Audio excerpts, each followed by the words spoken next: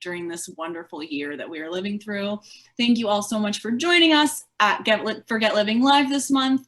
I'm very excited to see some familiar faces and some new faces, which is always a treat. We've got a really, really awesome mini panel lined up for you today. I'm actually going to share my screen quickly because I have a couple of slides, but as many of you I'm sure are aware, can y'all see my little slide over here? Cool. Yeah. I'm sure many of you are aware that for the first time ever, this is Distracted Driving Awareness Month. Usually it's in April, but you probably heard about the little pandemic that we're figuring out how to navigate during that month. So the NSC very wisely decided to push it so that we could give Distracted Driving Awareness Month the attention that it deserves. So in the spirit of Distracted Driving Awareness Month, we have had a couple of really awesome events lined up yesterday. I don't know if you had an opportunity to tune into the Facebook Live that we had with SAD, where we featured 3 amazing panelists who are survivors of distracted driving crashes and advocates for this crucial cause. And we are lucky to be joined by 2 of those superstars again today to continue that conversation, because in my opinion, it was all too brief. So the first is Rhea Bhat, who is a TextLess Livermore Engagement Board alumna and a current member of the SAD Student Leadership Council.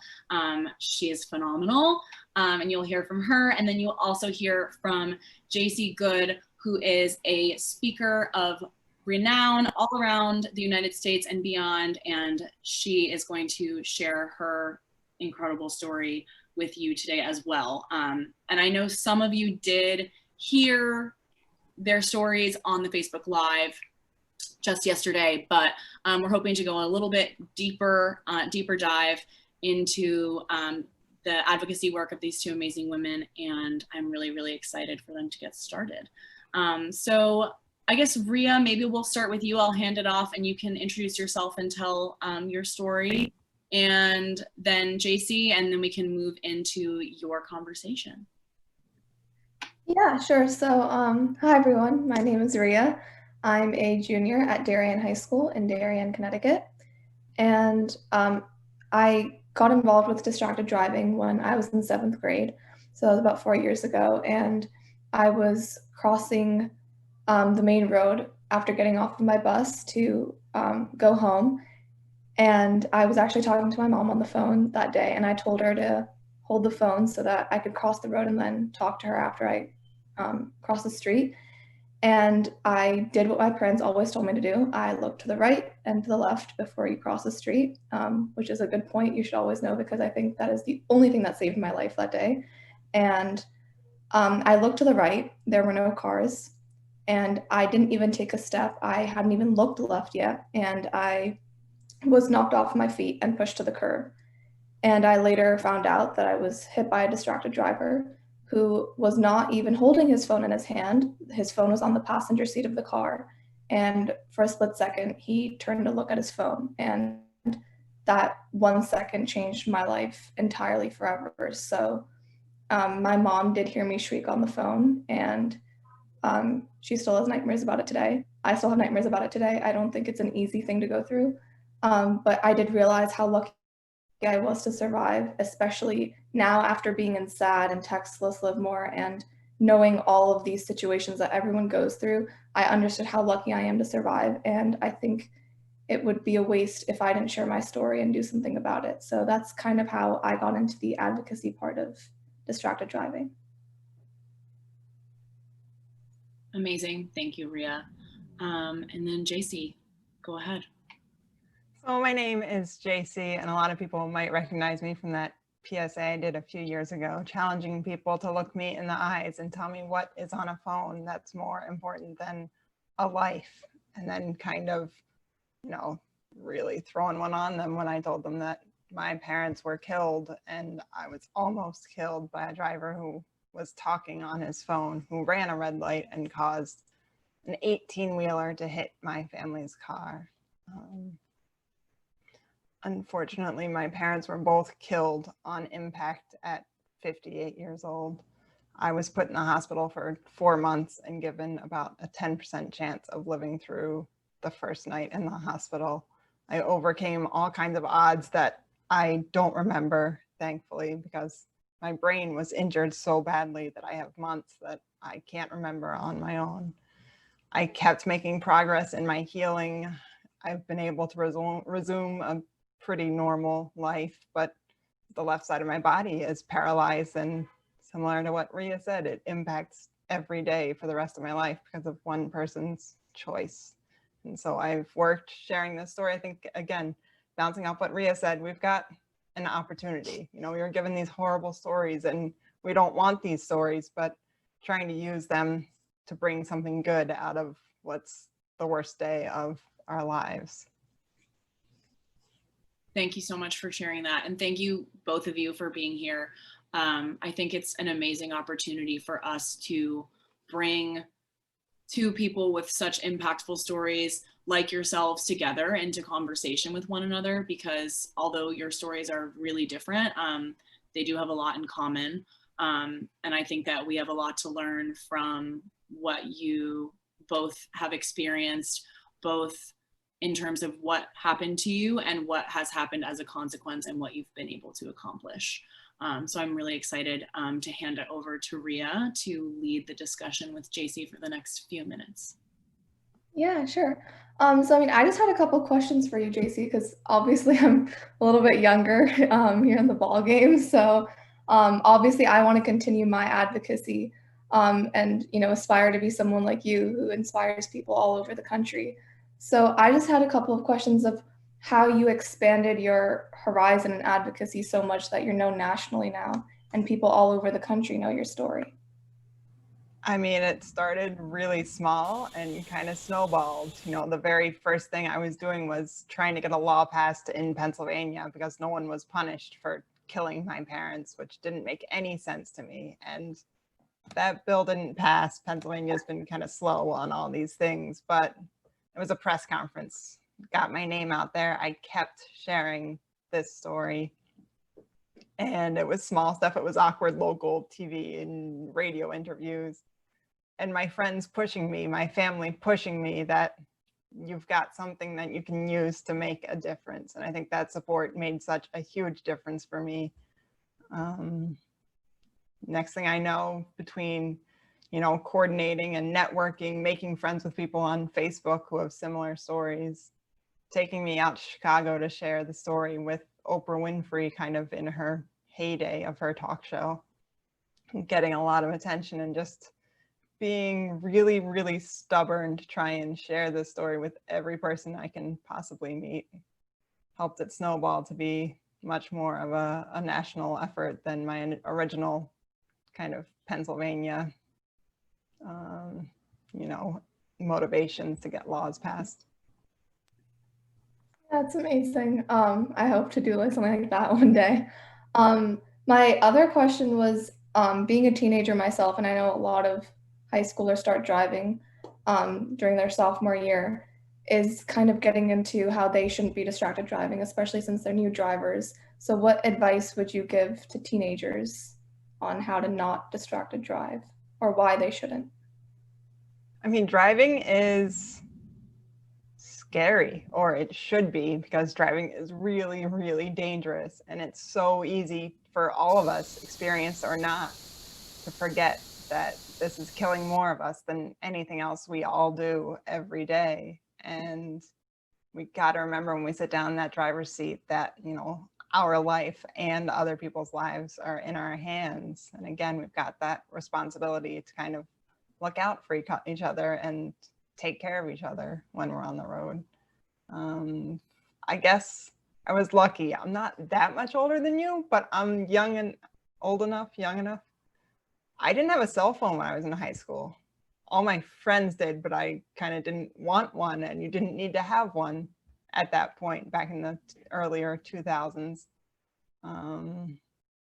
So that kind of was never one of the distractions for me, but there are certainly many other distractions, as we talked about yesterday.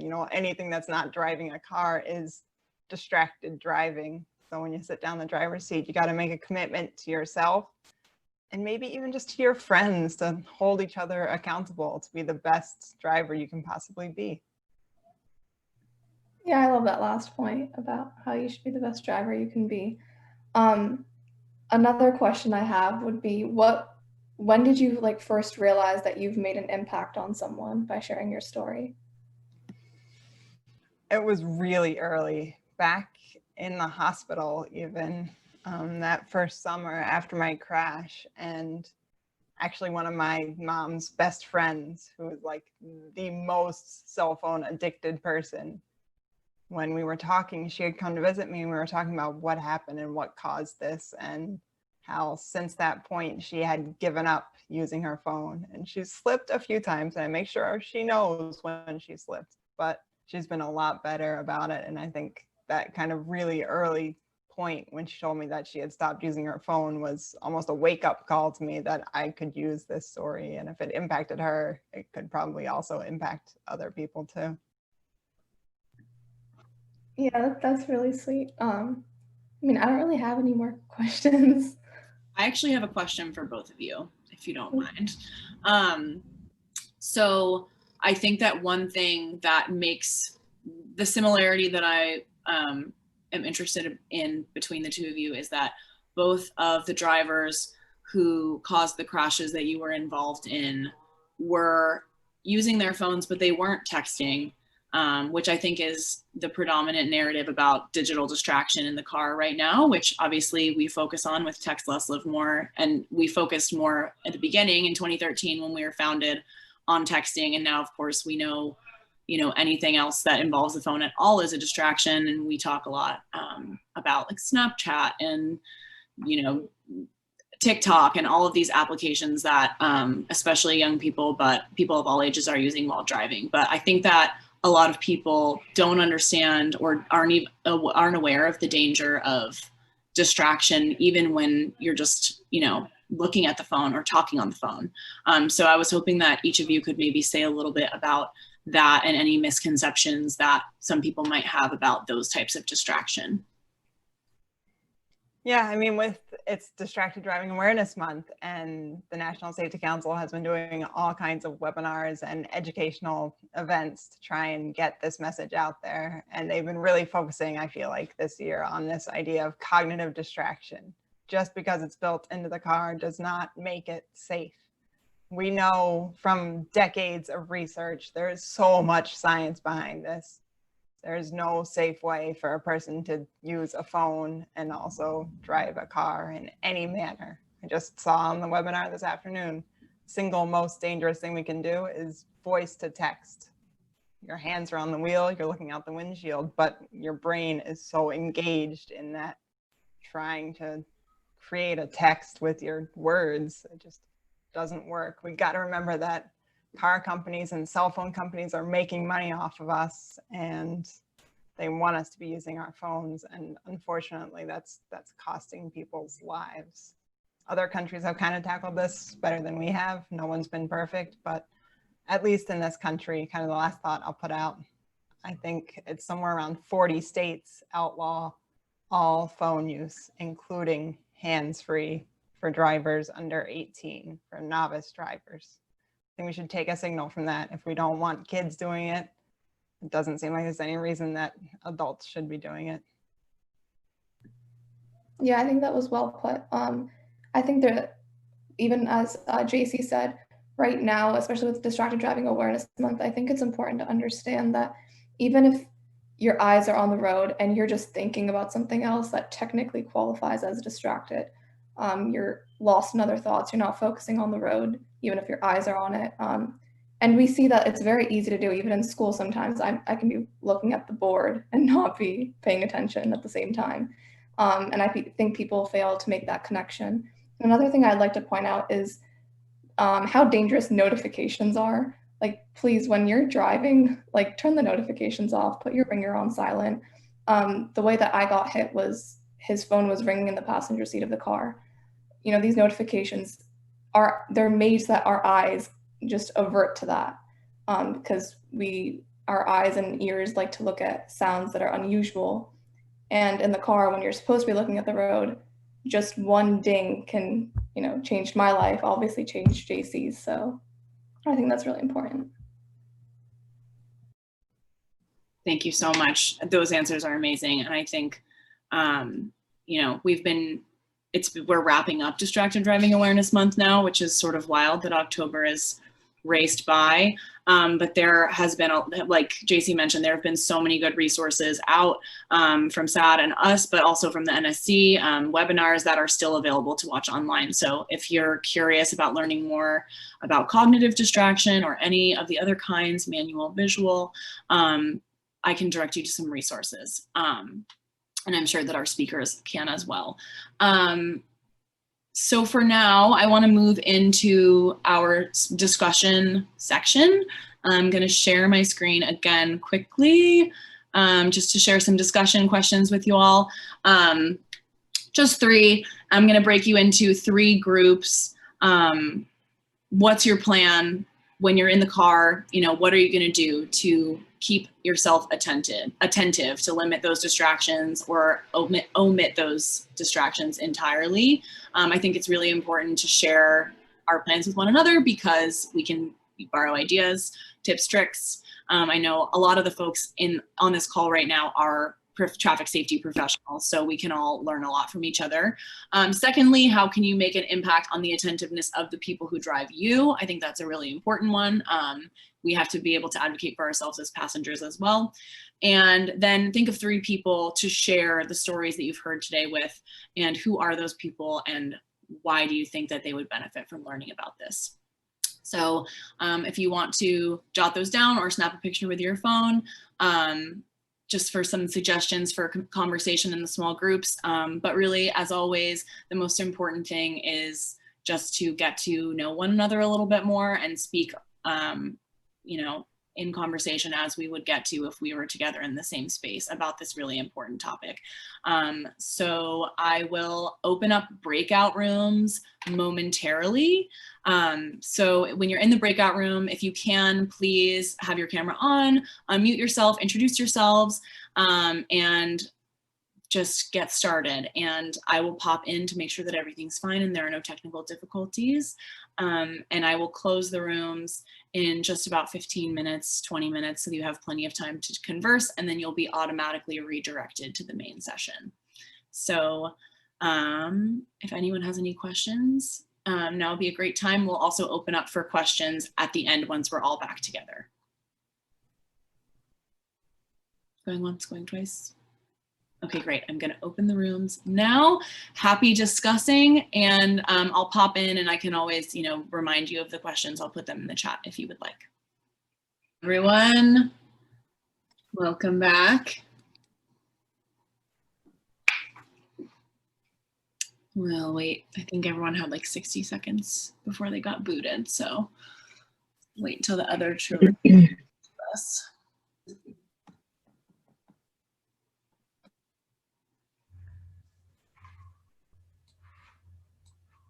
Hello, hello. I think we're still, there we go. Here comes the last room. Love it. Okay, welcome back, everyone.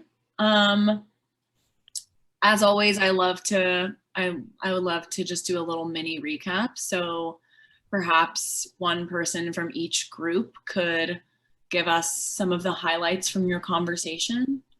And I'm not gonna, well, actually, you know what? I will call on my students.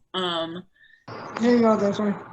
What did you guys, what were some of the highlights of your conversation?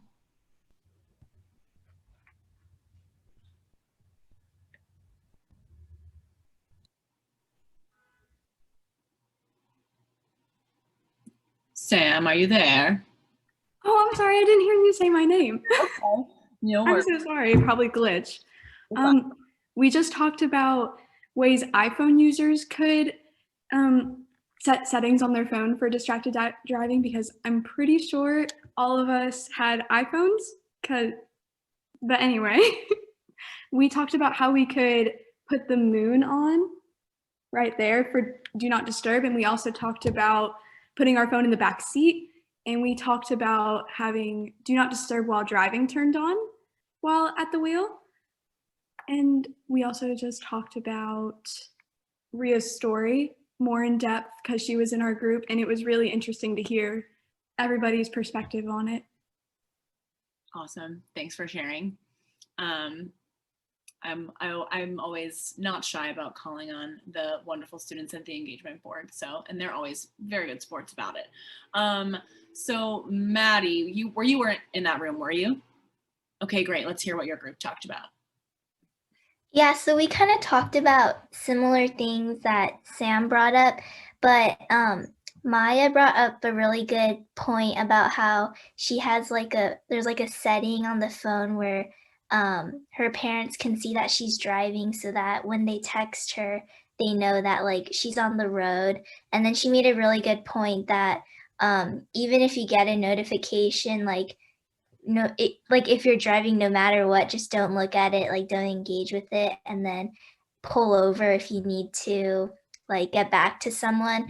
And because JC brought up a really good point too, that like it'll only take maybe like 5 minutes to pull over and then reply to a text, and it's not that big of an inconvenience. It's better to be safe than sorry. So yeah. Absolutely. Thanks, Maddie. And then someone from the remaining group, will you let us know? I'll let it be a brave volunteer.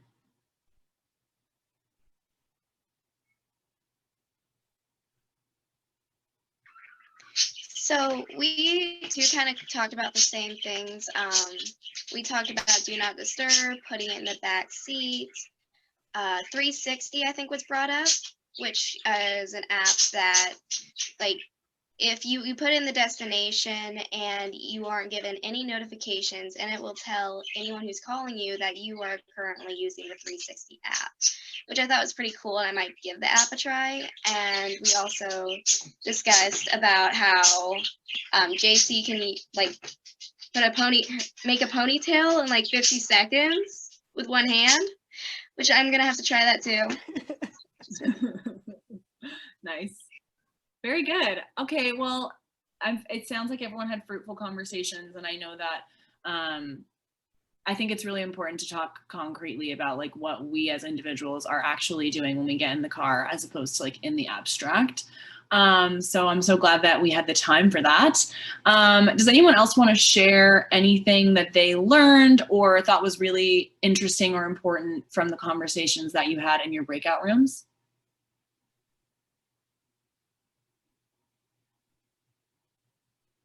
Cool, that's fine. And then finally, before we part ways for the evening, I just want to open the floor for any questions that anybody has for JC and Rhea about their work or experiences before we sign off. Yeah, Samantha, go for it. I would just, JC, if you don't mind, I would love to have your contact information because I want to hear more in depth about your story, and I may want to involve you in a project I'm working on for a different club I'm in. If you don't mind, I'd love having your contact information so we can talk one-on-one about all this stuff, because I think it's really interesting that your story is heard by everybody, especially during this month. So should I type it in the chat? Yeah, that'll work. Does that make sense? Yeah, you go ahead and drop it in the chat. Thank you. That would be perfect. And also, I mean, I am the only JC Good out there that I've found so far. So like if you go on social media, you can find me. Gotcha. Thank you so much. My website is hangupanddrive.com, which I'll put in my email in the chat, and can connect through that website or through social media. And I look Thank you so forward to much. hearing from you. Yes, thank you. Perfect. Oh, I love it. Any other questions from anybody in the room?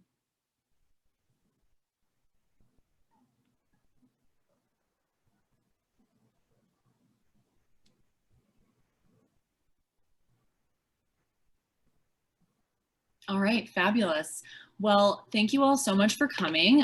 As always, I will close with a little plug for our next Get Living Live, which is warm up for cold turkey. Some of you might be familiar that we do we advocate for an unplug on Thanksgiving Day, just to live more and be present with the people that we choose to spend that holiday with. So we'll be working with some of our partners who specialize in unplugging to prepare for that, because a full day of unplug can be a marathon if you have not practiced unplugging. And I know that right now, pretty much everyone is extremely plugged in due to our unique circumstances. So we want to make sure everyone's got the tools they need to be able to do that effectively. So stay tuned for the time and date for that event. And in the meantime, I hope everyone stays healthy and safe. Please make the most of the rest of this Distracted Driving Awareness Month. Really spread this message around. Feel free to reach out to me. I will drop my email address in the chat as well, or to either of our speakers about doing more work on this, and we will get another Distracted Driving Awareness Month in April. So we're getting some rapid fire stuff here, which is awesome. And I just want to thank one more time Rhea and JC for being here with us today and yesterday. Your stories are so empowering and inspirational, and I know I can speak for everyone in saying that we all have a lot to gain from hearing them and from sharing them. So thank you so much for being with us, and everyone have a great evening. Thanks so much for coming out, guys. Thank you. Bye-bye. Thank you. Thank you. Bye.